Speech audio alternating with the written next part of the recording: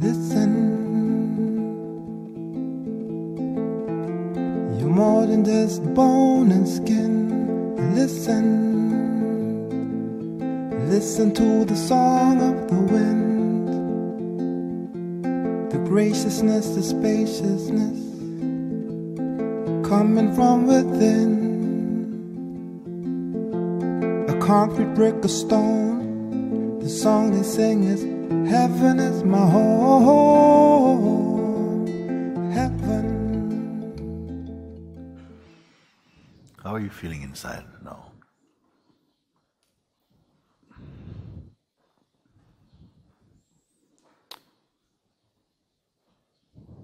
Can't put words. I mean, it's just it's been very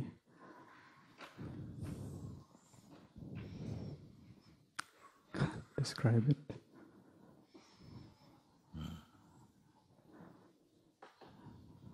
Do you feel numb?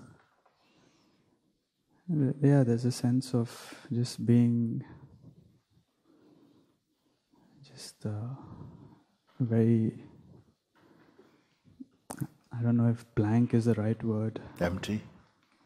Yeah. It's very... I always encourage, to get used to this state of emptiness. Because somehow our conditioned mind tends to shun it, to be afraid. Because some negative connotations have been put around the sense of being empty, like useless, you're a dropout or something. You see? Not responsible, all these things. These voices come. But you don't pay attention to those for now. Just be in that as that for now. Because those judgments don't belong to this. Any judgment doesn't actually belong to it, you see.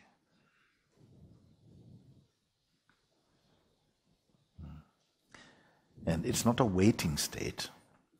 It's not waiting for the next sensation to come. It's not waiting, you see. In fact, there's a silence and a stillness about it. Of course, mind will come now and again to raise some mind, like, some calculations or something. But you have to learn to just ignore that.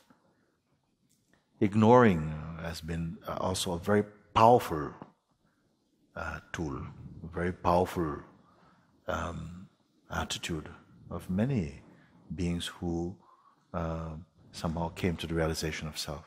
They learn to ignore much of the mind's chatter rather than panic or somehow, fight against. No, there's no need to fight the mind at all. You won't win anyway. If you want to break its power, then pay attention to yourself, not to your ego, but to that in whose light the ego sense is perceived, you see. And again, it returns you to emptiness again. Everything culminates into this silence, in this inner silence. If you don't want to use the word emptiness because it triggers some sort of feeling or towards negative, you can call it silence. Silence and emptiness are not different.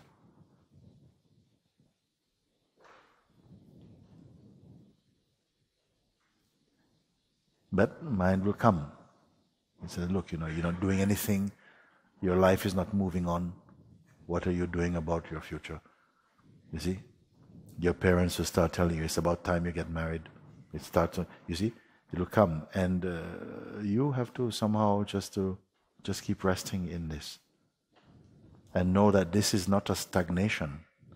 Your presence, your being is not a stagnation. Because something is still does not mean stagnate. In fact, your being familiar with your own stillness, be one with your own stillness, is your most powerful thing.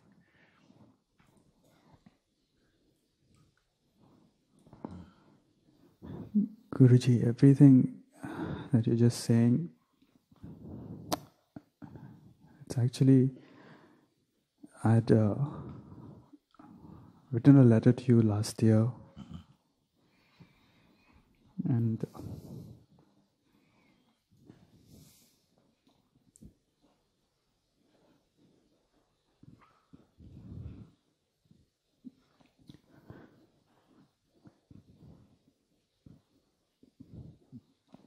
at the start of last year, I had lost both my parents.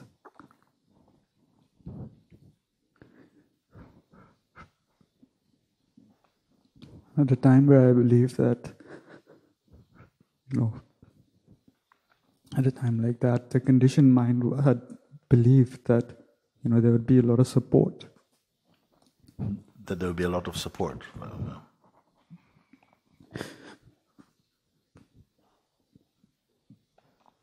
But in a way, I was left very alone that time. And, everything was kind of being taken away simultaneously. Everyone who I thought would support me, maybe at that time I believed they were being very unfair and it was just not working out. And I prayed at that time for support. And I came across your video on YouTube. And after that, a lot of the old concepts changed. And when I wrote the letter to you, I was in a place where I was so thankful to the universe or to the higher power, that when the mind wanted more support, it didn't provide any. Yes. It just made me rely. I don't know even what it made me rely on. But there was just so much of I was just grateful that that in your words, that grace picked me. It chose me at that time, that that you don't have any. It was like if I made a list of the things I wanted, it had that list and said, we are not giving you any of this. And I was just very, very, very grateful and at peace with a lot of whatever had happened to that stage. And, since that time, it's been since May last year that I lost my second parent.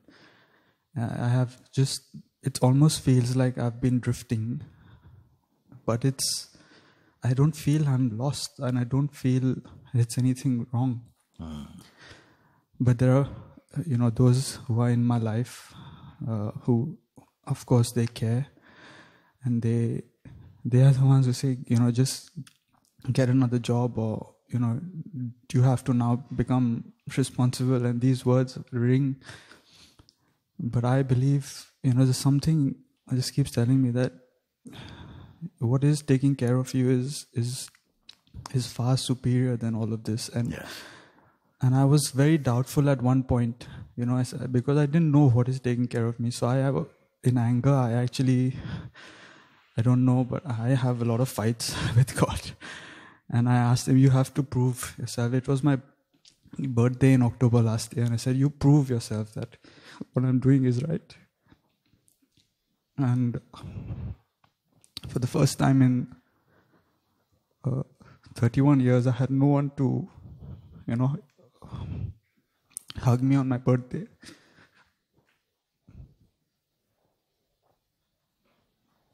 And I was very angry.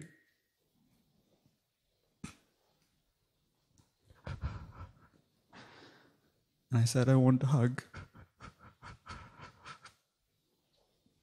The following day, a couple of my friends came and they had a small baby. I never met that baby in my life. but it didn't stop hugging.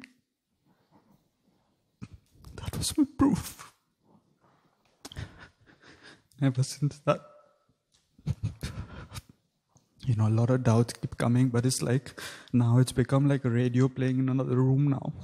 My mind, it's like it's continuously playing, but it's not, I'm not really listening to it. Every now and then it's like I visit it, but I know that it's just in another room somewhere.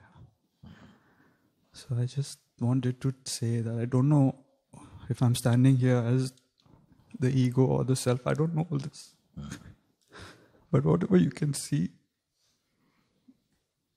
just whatever you think is not needed, please remove it. For me, you're just fine. You see?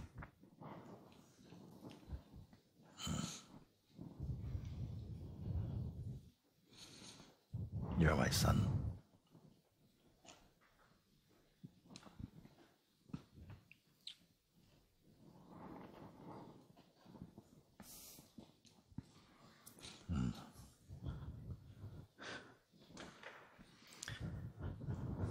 The most powerful things that happen sometimes come with much pain, no? You would not, if life was down to us to choose the life you think is going to be the best life for you, you would not include anything uncomfortable. Nobody would do it. You would fill your inner calendar with sugar moments. Thankfully, it is not like that.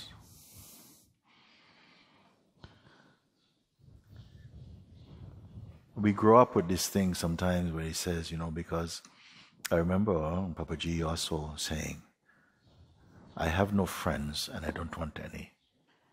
I was surprised. I was, oh my God, what is he talking about? Because we grew up with this feeling, new friends are silver, old friends are gold. All this type of stuff. You need. Friends are ones who are there for you when you need them and this type of thing. But sometimes your best friends are the ones who are not there for you when you need them, in a funny way. Because then you have to go beyond the need, and life throws you somehow by yourself for a moment. And you're going to find something much more profound than the comfort your mind seeks. You see? And I remember also one time that one man was talking, and he said like this. He said, my life has changed so much because there was a time when we were living in a certain place, we had the most beautiful house, had a beautiful relationship, and everybody, all my friends would come, and they, when they have their troubles, they'd come to us, and we would, rub their hearts with some balm and comfort them and so on. And I always felt in my heart that, this is such a beautiful life. We are like a community of loving people or something. But then my wife left me, and then everything began to just turn gray. All the color went out of my life.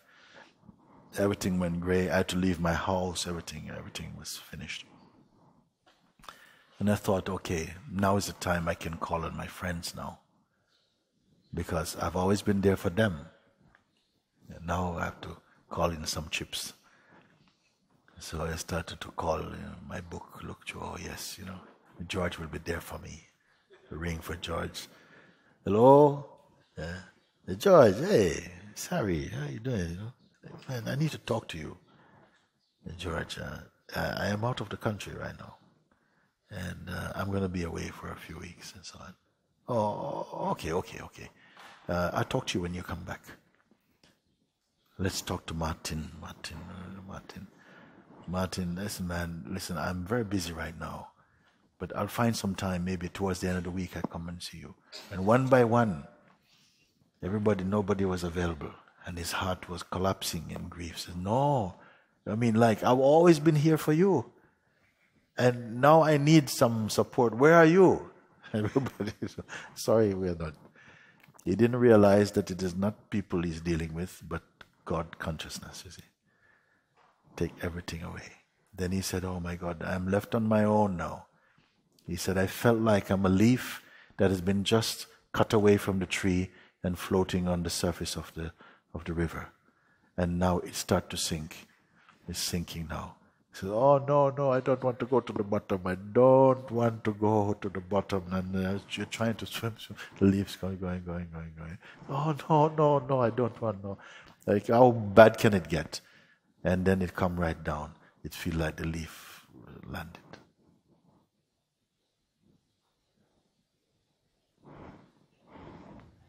Looked around. Wow. I feel good. Da, da, da, da, da, da. He could not understand. He says, where just his heart burst open, so much love and so much freedom, so much joy. He says, oh my God, how would this happen? He was so full. He could not understand. I'm not expecting this at all. And then he said he wanted to go and kiss all the people who told him, I don't have time for you. I want to go and listen, thank you for not being there, man. Because I found something much greater, and don't take it badly, but greater than you and you, just, I am free.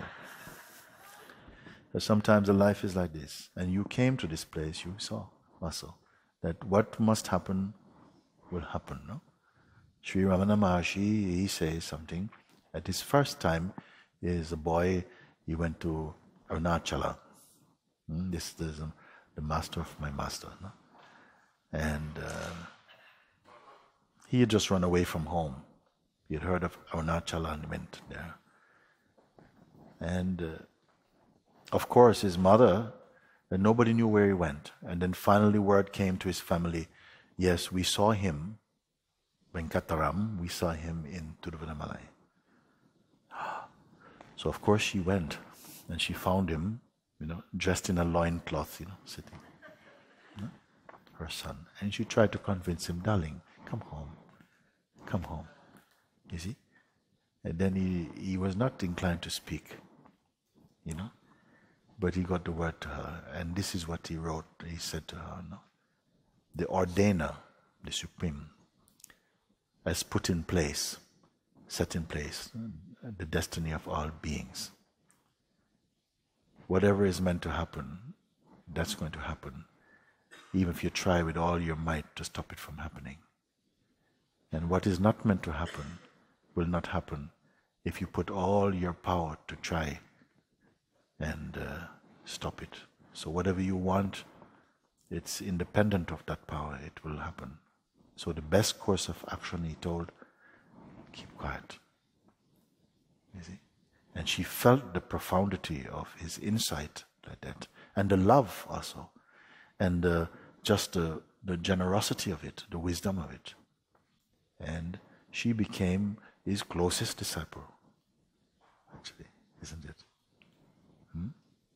So what has to happen in some form, that will happen. But you have seen now that it brought you to see something that you would not have seen otherwise. So now you can leave everything to that power. And you say, it's like I'm not fitting into the ideal model of my culture or society, but I don't feel lost. I'm drifting, but I'm not lost. How can you be lost? Loss will always be in reference to some idea that has been put upon you. You should be there. I'm not there. I'm lost. But you know, through the gift of your own insight, you're just right where you are. How can I be lost, you see? So it's a tremendous discovering. And perhaps this is the darshan of your own parents' passing also. That out of such seemingly tragic circumstances, something is blossoming in you, that wisdom. But it has been used well. See? Can I come and get your blessings? This you have in abundance.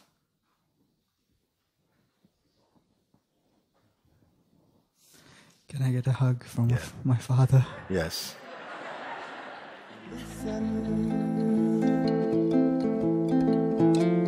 You're more than just bone and skin. Listen, listen to the song of the wind, the graciousness, the spaciousness coming from within. I alone am, yet I am not alone.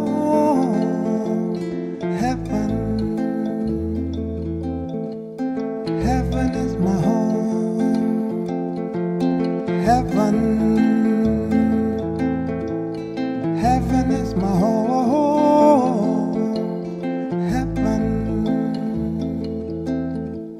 Heaven is my home.